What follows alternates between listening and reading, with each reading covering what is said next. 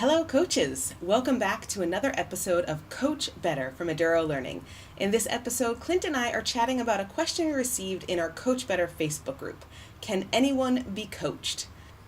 We talked about all sorts of critical elements like school culture, teacher mindset, and the perception of what coaching is and what it isn't in this conversation. We also talked about lots of different ways that coaches can start to have deeper professional conversations with their colleagues. If you're wondering how to support all the different teachers in your school, this conversation has tons of great ideas to get you started. If you're new here, welcome. My name is Clint Hamada. And my name is Kim Cafino, and we're your hosts for this series. Between the two of us, we have almost 40 years of coaching experience in schools around the world, and we want to help you coach better. So whether you're already a coach or you're just getting started, we're passionate about helping you take that next step in your coaching journey by sharing thoughtful, professional conversations about coaching and learning with experts from around the world. And you might notice that Clint and I are never in the same room. That's because I live in Bangkok and Clint lives in Beijing. But we are so excited to get together every week to share and discuss how we can all coach better together. If you enjoy any part of this episode, please make sure you give it the old thumbs up. It really does help us to know what you want to hear more about. Also, subscribe to the channel so you can see all of the coaching videos and click on the notifications bell so you know as soon as each video gets posted. Please make sure to watch all the way to the end. We've got some great opportunities for your professional learning that we think you'll love. Let's get started. All right, today we are going to have a conversation about can anyone be coached? And this question came up as part of our Facebook group, Coach Better. So we thought we'd take a little bit of time to have a chat about what we think. Can anyone be coached? Clint, start us off. Wow. Okay. I have a lot of thoughts about this. I'll give you the quick rundown. Technically, yes, I think anybody can be coached. Should everybody be coached, or should you force everybody into coaching, maybe is the better question. There's a lot of different schools of thoughts out there. There's the work with the willing thought.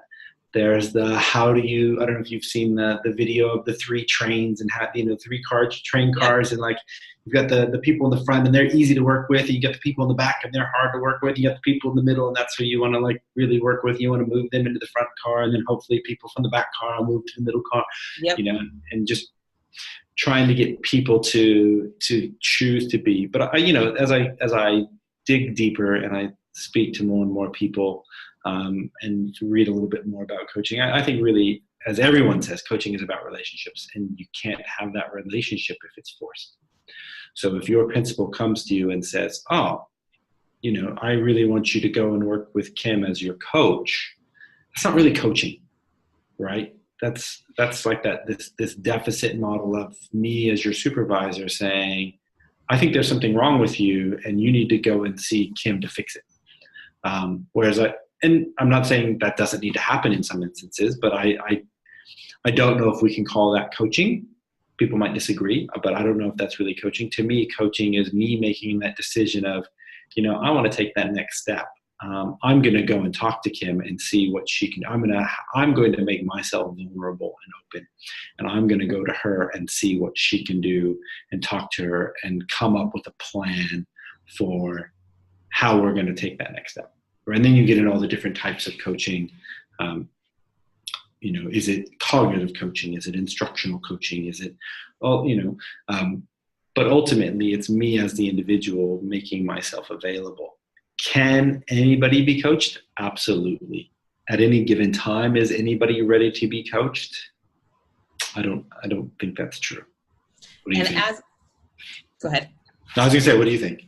As a coach, you're making me think about the importance, a couple of other conversations that we've had kind of similarly along these lines, the importance of staying at a school for a little while, because building those relationships with all those different people, it doesn't happen immediately. So if we're looking at coaching as being a thing where the person who's being coached approaches the coach and they're, voluntarily and willingly and interested in being coached, then you have to have that personal connection, or at the very least, a professional personal connection with that person for them to want to come and work with you. So that importance of kind of putting down roots in a school community so people know who you are and know the benefits of working with you. There's no way that happens in 1 year, even I think 2 years. So it requires some longevity. So that was my first thought. And then my second thought I had while you were talking is, when you're talking about coaching, the description that you are using here is the teacher approaching the coach. I think that's like the deep form of coaching that we're all kind of working towards. Right. But then there's other forms of coaching where there is an expectation that the school is moving in such and such direction, and everybody does have to move there. And maybe you are unwillingly being kind of dragged along, and maybe ideally we wouldn't call that coaching, we'd call it something else. We'd call it consulting or collaborating or another phrase for different stances that coaches take. But that is coaching too, because sometimes that does fall under your role. So I agree with you that anyone can be coached. Whether or not it will be teacher initiated is dependent on the mindset of the teacher. And I think different phases of coaching are appropriate at different stages in a school's forward momentum, I guess. Yeah, I can see that. I think it's just really important, though, that schools and principals and coaches don't muddy the water of what coaching is, because I think it's really easy to get a bad taste in your mouth, to feel like, oh, yeah, that was my coaching session and it was something that was done to me, so I'm never doing that again. We don't want to make the coach's job more difficult because people had a bad experience with something that was termed coaching, but it wasn't really, right? It was about evaluation or supervision, or it was about making up for something that you weren't doing properly, or, that sort of thing. All very important, all very necessary, unfortunately, in schools. But I think when you and I talk about it, and when we talk to other people about it, like, that's not how we want people to see coaching. Right? That needs another term. That needs to be separated from something else, so that people are willing to come and be coached, because it is that level of vulnerability. It's like that's something that the coach does, but it's not coaching. Right. Or the coach can do, depending on the setting. Yeah. Right. I think your point is really important about the not muddying the waters and making sure that everyone in the school understands that coaching is about that personal growth and that professional interest in moving forward, as opposed to, like you were saying before, deficit model. Totally agree. I think that's absolutely critical. And I think that comes around to the whole school culture of valuing professional growth, valuing personal professional goals, valuing those kind of relationships, and being vulnerable. And when we ask the question, can anyone be coached? We talked about, yes, they can, as long as they have their mindset. And then I also wonder about how much of an impact the school setting has, depending on what school they're working in. Because if you're in a very top-down culture, and you're in a culture where you can't really take risks and you can't really expose your vulnerabilities, then, I mean, it's not to say you cannot be coached, but maybe this environment isn't the right environment to do that because of the structure of the school. And sometimes, your principal or your vice principal, they're seen as those instructional leaders in your school. If they're the ones who are responsible for your supervision, you may not be very comfortable taking some of these ideas. Some schools don't have an actual coach position. And so a lot of times principals and other administrators take that role on, for better or for worse, whether they do it intentionally or not. But then that makes it really difficult. Like, how do you separate it out? And I think when we were talking with Rebecca, she touched on that a little bit about, how in her role, she does that sometimes. And I've worked with Rebecca, you've worked with Rebecca. I think she would do that very well. I think sometimes it may not be done very well. And so as a teacher, like, I can't imagine me wanting to go to my principal and be like, I feel like I'm really having a hard time with classroom management. So I was wondering if you could come and help me. Like, that's not really a vulnerability you want to expose to the person who's deciding whether or not you get a contract next year, or, who's writing up your yearly evaluations or whatever. That's why it's really good to have that other person, that third party, who is independent of that process and who is not seen as the person who goes and talks to the principal and said, oh yeah, Kim said she's having problems with her classroom management. It's a really fine line to draw. Yeah. And I think most administrators, most school leaders would hope that teachers would be willing to be that vulnerable in front of them. But it's when you talk to people who aren't school leaders and they say, like, exactly what you just said, that you kind of recognize that, okay, that's what you hope, but that's not really the reality. And if you want people to be comfortable with getting uncomfortable, then you have to give them the right environment to be able to thrive that way and not kind of assume that they can fit into your frame of thinking about things, because it's not really realistic. I mean, tons of teachers aren't even comfortable working with coaches. Right, because they feel like they're being fixed, right? Like somebody is fixing them. And that goes back to what I was thinking about, like that shouldn't be the feeling. You don't go to a coach, right? Everyone always comes back to the sports model of coaching, right? If you are an athlete who doesn't like being coached, like you don't play the sport anymore. You shouldn't be playing baseball, or you shouldn't be powerlifting or playing tennis, right? If you're like, oh, I can't be coached at a competitive level, at a professional level. If you are a teacher or any professional who doesn't feel like there's something more for you to learn, I think that is that big mindset issue. Like I don't think there is a teacher out there who would be like, I know everything. There might be a teacher out there who's like, I don't like how people help me get better, so I avoid it. But it's not that they don't want to get better. It's not that they're happy with anything that they think they're doing unwell. Maybe they don't even know that they're doing it unwell. And again, that's where the coach is amazing, right? Where the coach comes in and it's like, oh, did you realize that this is something that you don't even know? It's that unknown, right? And then once that's pointed out to you, you're like, oh, what can I do about that? Okay. Some people can self-correct. Some people need a little bit of help breaking some of those habits. Whether it's a physical habit, like when you're running, did you know that you do this funny thing with your head? Oh, no, I didn't even know I did that. Oh, okay. Or when you're teaching, do you know that you don't call on girls as much as you call on boys? Oh, no, I didn't really. Okay, so now what are we going to do to be really intentional about that so that it becomes habit and not, something that you're unaware of? And that's what you need that other set of eyes for. And we've talked about this in the comparison to athletic critique videos. Right. I'm trying not to talk about powerlifting. That the benefit of being able to have somebody else watch what you do, because when you're inside your own body, you don't even realize that you're doing those things exactly like you're talking about. So even if we looked at coaching, either the coach doing it or peer coaching, I love that looking for learning model where you go in and you're not intentionally looking at the teacher, but you're talking to students about what their learning is like in this lesson right now. Right. And then sharing that feedback back to the teacher. I mean, that is like, I've never found a teacher who's argued with something a student has said. You say, right, well, this student said X, Y, and Z, and the teacher's always like, oh, okay. I was at a conference just this past week, and it was around coaching, and we were talking about like model lessons and having the teacher come in or having the coach or somebody come in and do the model lesson. And the suggestion that the presenter gave was, the first time you come in and you're going to do that model lesson for that teacher, have the agreement that the teacher isn't watching you, the coach. The teacher should be watching the students. Yeah. And seeing how the students are responding to the coach, and whether or not that strategy is working, whether it's a behavioral strategy or an instructional strategy. But it's not about watching the coach and doing what the coach does. It's about watching the students and figuring out what the coach did or what the coach saw in order to what the model teacher did in order to get that behavior.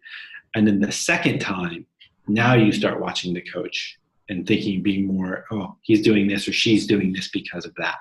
I was like, oh yeah, that makes total sense. Because a lot of times you watch, I come in and I'm like, oh yeah, Kim's teaching this class. I'm going to see what Kim's doing. And then I try and be Kim rather than try and respond to my students. Absolutely. And just that shift of changing your perspective. Right? You change your perspective when you get videoed and somebody watches you. You change your perspective when you're paying attention to the students' reactions rather than just students' reactions to somebody else rather than their reactions to you. And so I think any teacher can do that, and any teacher can learn from that. So going back to the original prompt, can any teacher be coached? Yeah. It's just setting up those conditions and setting up those expectations or setting up those agreements as to when we're doing this is how it's going to look. And I think a lot of times we skip over some of the pre-conference or post-conference stuff that you might be doing in a classroom with the teacher. But when you do it and you do it well, you're like, oh, that's really important. You realize how important that is. You're just like, oh, we don't need it. We know each other really well. But no, let's make sure we're laying down those expectations so that that teacher who is being coached, they're listened to, and you know what it is that they're really, really interested in looking at, right? Because the other thing that the more and more you read, again, these are things that you know, but they constantly come back to you. It's like, it's not about your agenda as a coach. If that's the case, it's not really coaching. That's, again, you being directing what they need to learn. It's about listening to what the teacher wants to focus on and helping them focus on that. And what you just described is actually making me think of, like, I bet that you and I and maybe some other people could almost brainstorm an array of strategies that you could use with teachers depending on where they fall on how much they want to be coached, right? Because I do agree with you 100% that every teacher wants to be better. I think that's why we're in education. We love learning. That's just part of who we are. But not everybody's ready for immediately that, like, full on, like, right. Let's dig deep into what you really want to do. But almost everybody is ready to hear what their students have to say in the classroom. So, like, right. It's almost like there could be a really cool continuum of, your readiness level for coaching, and we could identify the kind of nice entryway opportunities to kind of help that teacher build up their capacity for risk or vulnerability. And we talk about this on a lot of occasions. It's also that idea of doing the easy things, the light things, to build up that relationship so that they are then more receptive to the more difficult conversations. Absolutely. Not necessarily saying you're doing something wrong, but, like, you can't walk into your first meeting with the teacher and be like, I think that assessment is terrible. Let's make it better.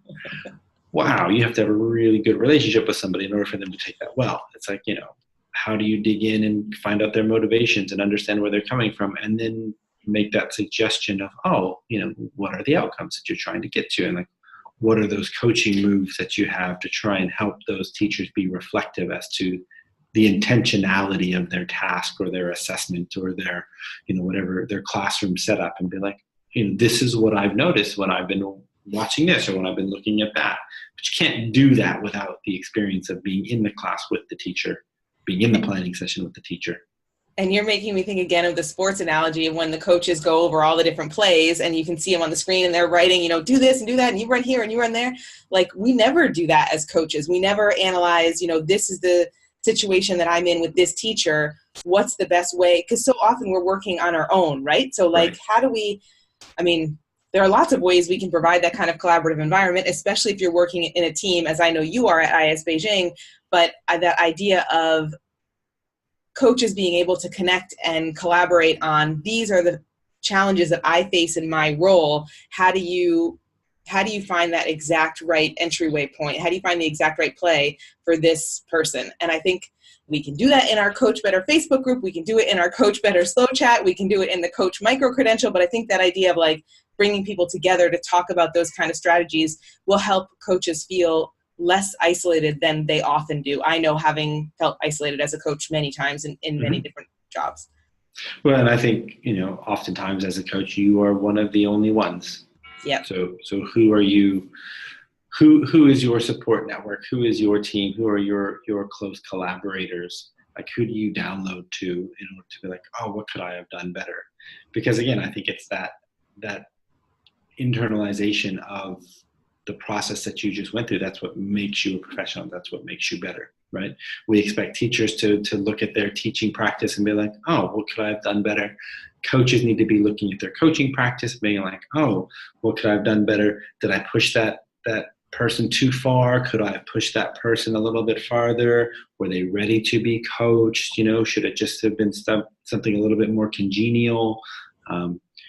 Trying to just really analyze every relationship, and it's tiring and it's exhausting sometimes because you're like, oh, constantly second guessing yourself. Should I have done that? Should I do this? Maybe I'll do this. Maybe I should have done that. But at the same time, like, you are also your own constant lab, and you're constantly working to get better, and you're constantly refining your practice, and hopefully you're internalizing those experiences and you're building up your own set of signals that you're looking for, or signals that you're giving off, right? And you're like, oh, nope, I shouldn't have said that. Okay, I'm going to pull back and I'm going to repair that relationship, or I'm going to push a little bit further, right? Because I think she's ready for it, and I think her kids are going to benefit from that.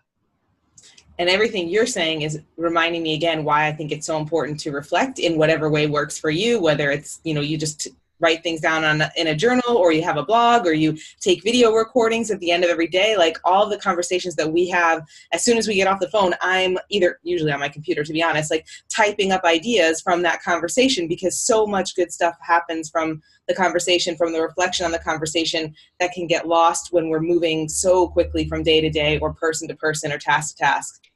Yeah. And as a coach, because every day is completely different, right? Yes. It's very easy for those things to get lost. And, I'm guilty of losing those things all the time. It's like, oh, I know I had that really good idea. What was it? And 70% of the time it comes back to me. But, that means 30% of those ideas that I was like, oh, I should be doing this, like they get lost. Yes. And I don't beat myself up about it too much, but I also know like that's one of those things that I need to improve on, to like, how do I capture those ideas, and how am I able to go back to those ideas and do something with them? That's why sometimes forced reflection is actually a good thing. Maybe not all the time, but especially if it's an area where you want to keep growing, someone holding you accountable to doing that documentation, however, in whatever format works for you. Maybe it's a picture, maybe it's a sketch note, maybe it's jotting down some key themes or whatever, it doesn't matter, but something that will jog your memory when it comes to be an important time for you to remember that thing. I think it's really valuable.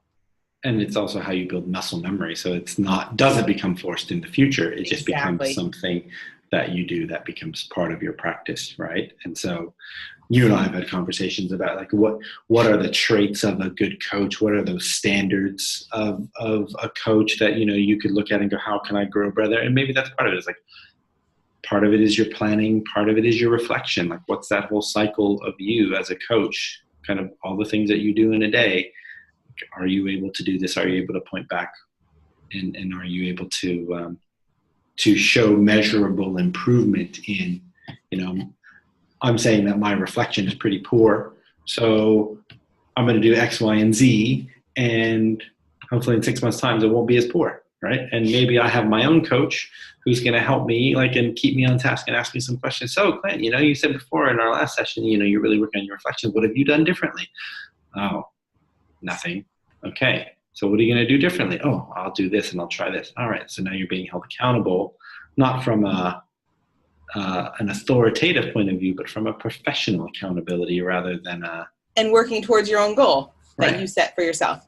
Exactly. This sounds like it could be an awesome next conversation, is like, how do you as a coach individually grow as a professional, and what are the strategies that you put in place to ensure that you are moving forward? I think that could be our next conversation.